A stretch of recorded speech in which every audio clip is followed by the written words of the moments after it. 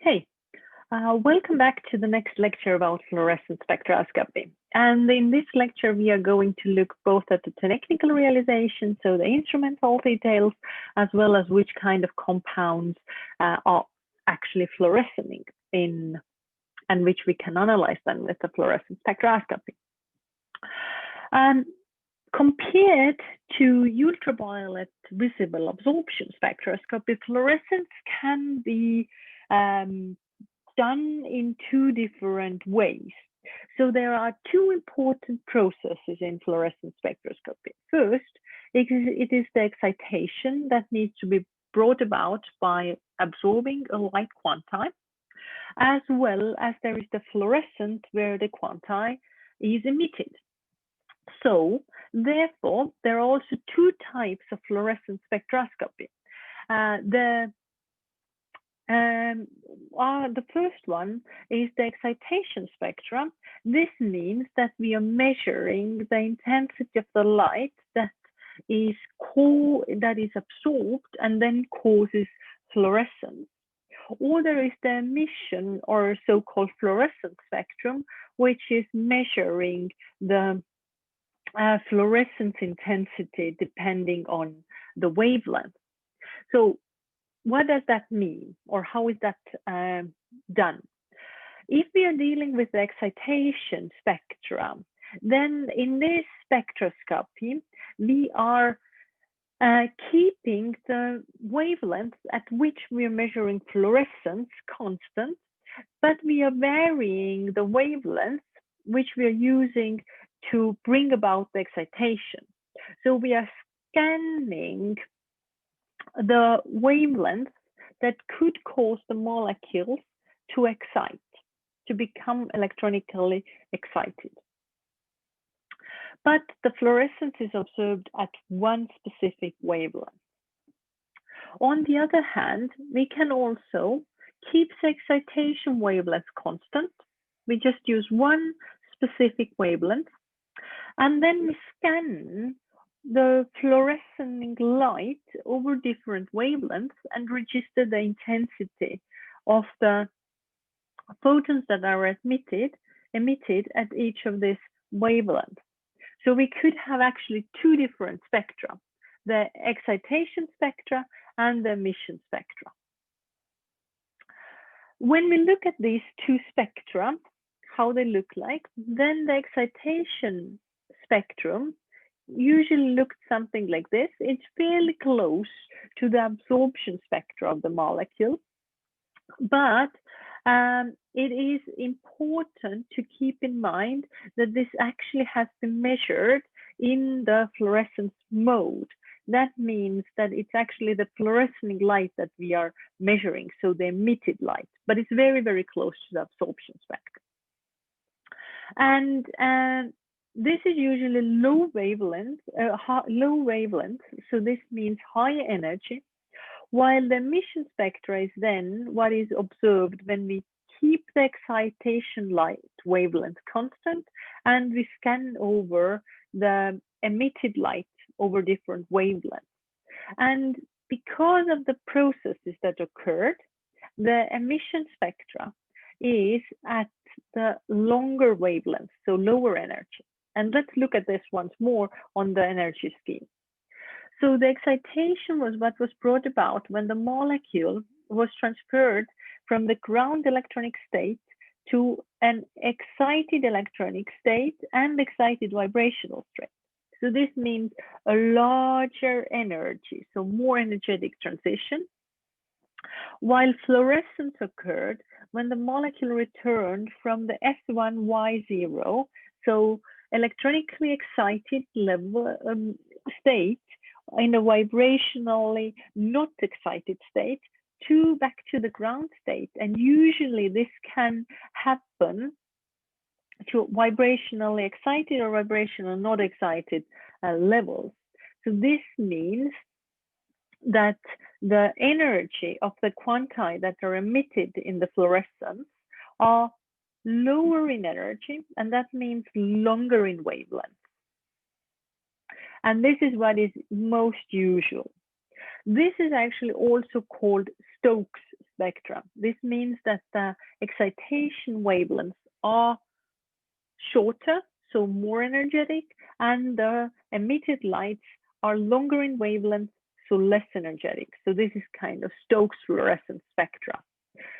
There is also a possibility for anti-Stokes, where it's reversed, but this is not common in the room temperatures because the most molecules are in the vibration not excited state in the room temperature.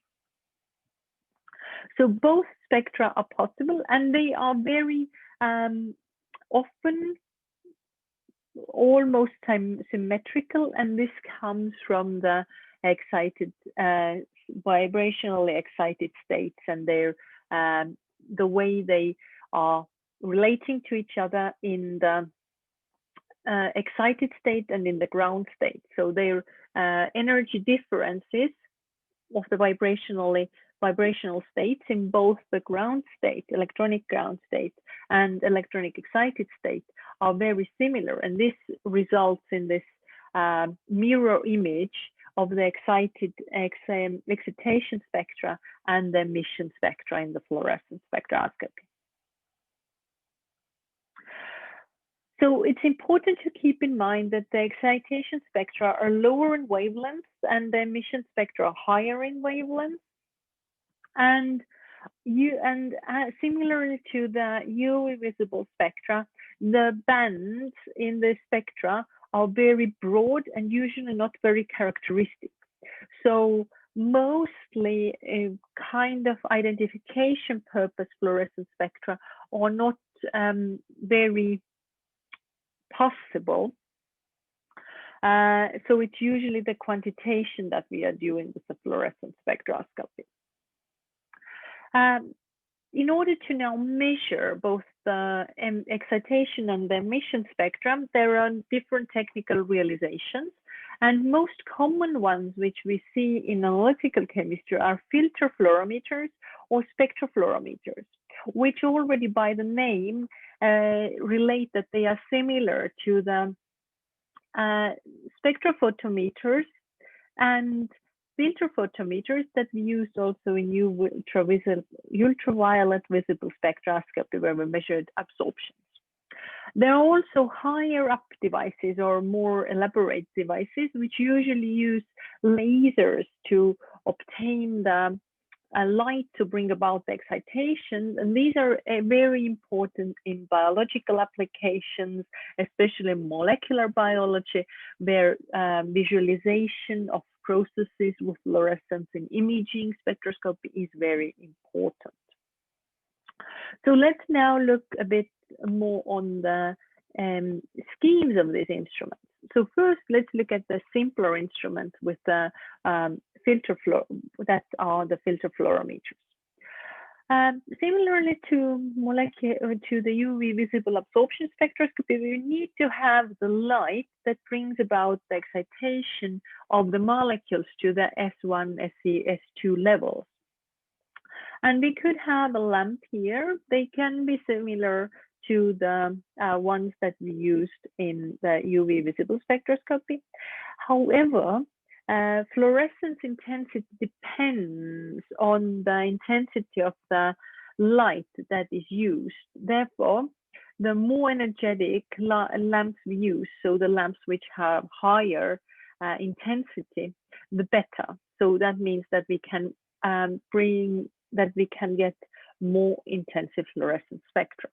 This is, for example, why lasers are very useful in the high-end applications, simply because their energy of the laser light is much higher than that of the lamps. And in case of filter fluorometers, we choose the wavelength of the lamp by the filter that is directly after the lamp. And now this light is put on a sample that is here, and we measure the fluorescence almost always at the 90 degrees. And this is very practical because the Rayleigh scattering So scattering light that happens always in the sample somewhat, even if we don't have really particles or anything in the sample, is the least at the 90 degrees. So other sources of light that can randomly come to the detector are minimal at the 90 degrees. However, at some handheld, very simple instruments, you can also see that the light that is being emitted due to fluorescence can also be measured opposite to the direction. So that means that it's measured almost at the same direction as the lamp is. But in most instruments, we measure it at 90 degrees relative to the light source relative to the light source. So then the sample here absorbs light and fluorescence is brought about. And this fluorescent light, of course, is emitted in all directions, but we measure them on the 90 degrees. We use a filter again to choose the wavelength at which we want to measure the fluorescence. And then we have here a detector. The detectors, again, are very similar to the ones that are used in the UV visible spectroscopy.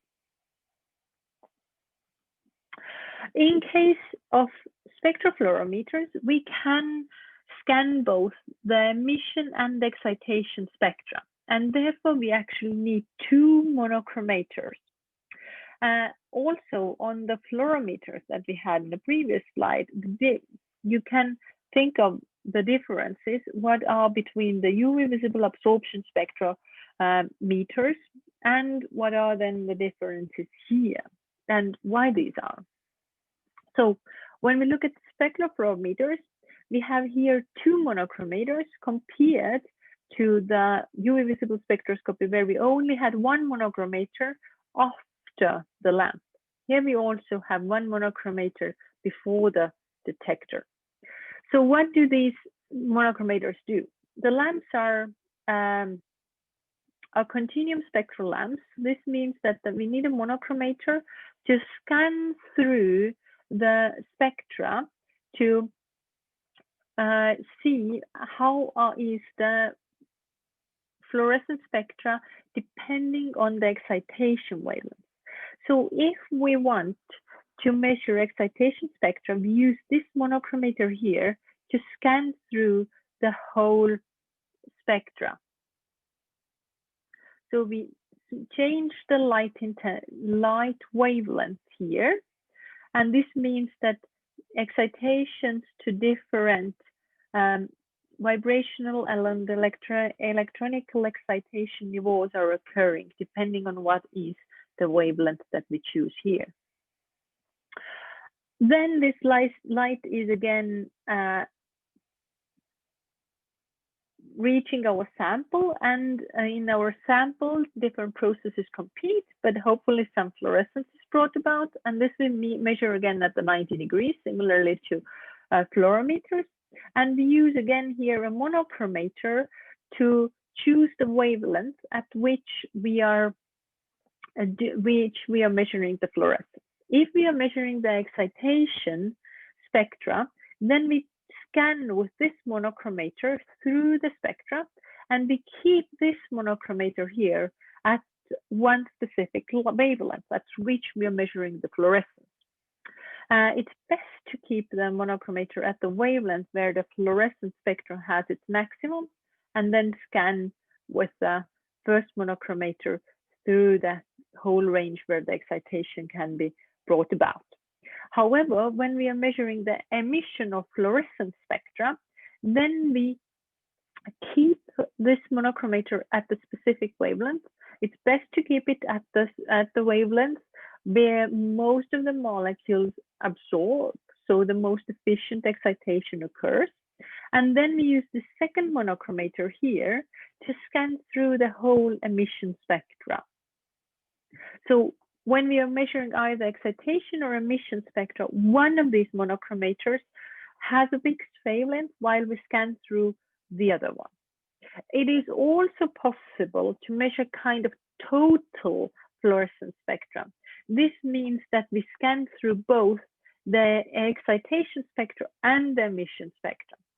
But this is very, very time consuming with the spectrofluorometers. For this, usually specific devices are used where both of the spectra can be measured at the same time with kind of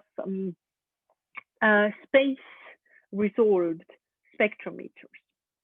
But usually either excitation or emission spectra are measured, and this kind of spectrofluorometers are used for that purpose. So what happens when we are changing the wavelengths at which we are exciting the molecules? So here is an example where A, B, C, and D denote the wavelengths that we are selecting in the first monochromator, in this monochromator. So this is the wavelength at which we are bringing about the excitation. And because the excitation spectrum has a maximum at the wavelength A, this means that the excitation is most efficient in this on this wavelength. This means that when we register the emission spectrum, the full emission spectrum, by using the excitation wavelength A, the emission spectrum is most intensive.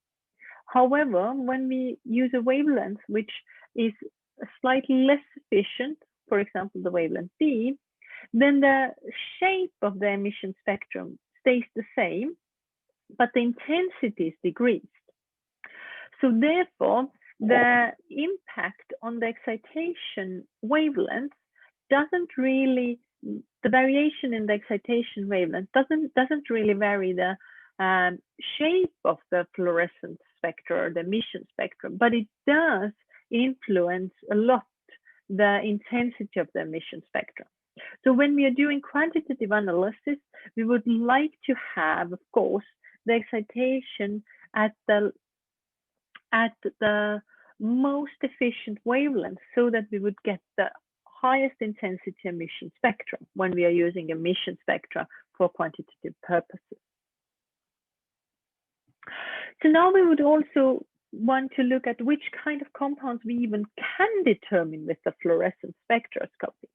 And there are a few requirements for a compound to be detected with a fluorescence spectroscopy.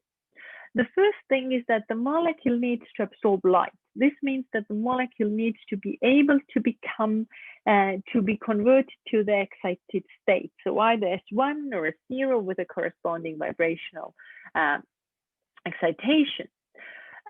However, it's also important that the fluorescence quantum yield would be relatively high. This means that the other processes would need to be slowed down. And it has been empirically found that the rigidness of the compound structure is very important from this perspective. So the molecule needs to be relatively rigid to actually have the fluorescence competing with all of the radiationless transitions back to the ground state. And it has been observed that it's good if the lowest energy transfer from the ground state to electronically excited state is a pi-pi transition.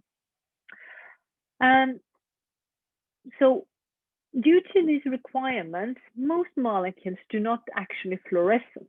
So this comes from the fact that the other conversions, either internal conversions or external conversions, are simply much faster, much more probable, and therefore before the fluorescence can even happen, other processes have relaxed the molecule down from the excited state to the ground state. However, some molecules do fluoresce, and for these, fluorescence spectroscopy is a beautiful method to get very low detection lengths. Fluorescence is particularly favored for molecules which have a rigid structure. And a good example here is the comparison between fluorine and biphenyl. These are very simple molecules which are both containing two benzene rings. and they are connected with each other. But in case of biphenyl, they are connected by a single bond, while in fluorine, they are connected by two groups of bonds. So in fluorine, the molecule is much more rigid in its movement, which means that intermolecular conversions are much less likely than they are in biphenyl. So the processes, the internal conversions are slowed down in the fluorine compared to biphenyl, and also fluorine therefore does fluorescence when the probability of fluorescence in biphenyl is much lower, so it almost does not fluorescence. And rigidness has also been found one of the reasons why several metal complexes with planar molecules also fluorescent. So their rigidness is responsible for the fact that fluorescence can compete with other processes that can bring the excited state molecules back to the ground state. So one of the reasons why we do want to use fluorescence whenever it is possible, even though there aren't so many molecules, is the limit of detection. It's much simpler to measure a single light beam with low light intensity than what we do at low concentrations of compounds in fluorescence spectroscopy, compared to comparing two relatively intensive light beams, which we would do in the UV visible spectroscopy at the lower concentration. So at lower concentrations in UV visible spectroscopy, the limitation in the LOD came from the fact that the light intensities of the light before sample absorbing anything and after the sample absorbing the light are very close. So it's very hard to differentiate between this actual intensity of the small differences. But in fluorescence, we are measuring the intensity of the single light beam and differentiating from the small intensity compared to no intensity. So the background where no light is being fluorescing is much simpler than in case of UV visible spectroscopy, where we differentiate between relatively intensive light. So therefore, the LODs are enormously lower than in case of UV visible spectroscopy. Concentration ranges in ppm, ppb level are perfectly normal for compounds which do fluorescence. So therefore, for compounds that do fluorescence, we can determine extremely low concentrations, and we can say that fluorescence is suitable for kind of residue analysis. As many molecules do not fluorescence, but fluorescence does have this beneficial low detection limit, it has been found that derivatization is extremely useful in detecting also these compounds that do not fluorescence themselves.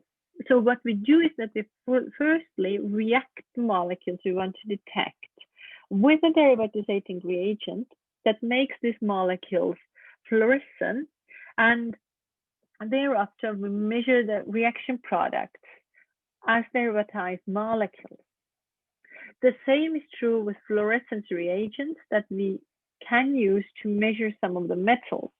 So the reagents themselves fluorescence very minimally or do not fluorescence, but after reacting with the metals that are our analytes in this case, the fluorescence can be brought about.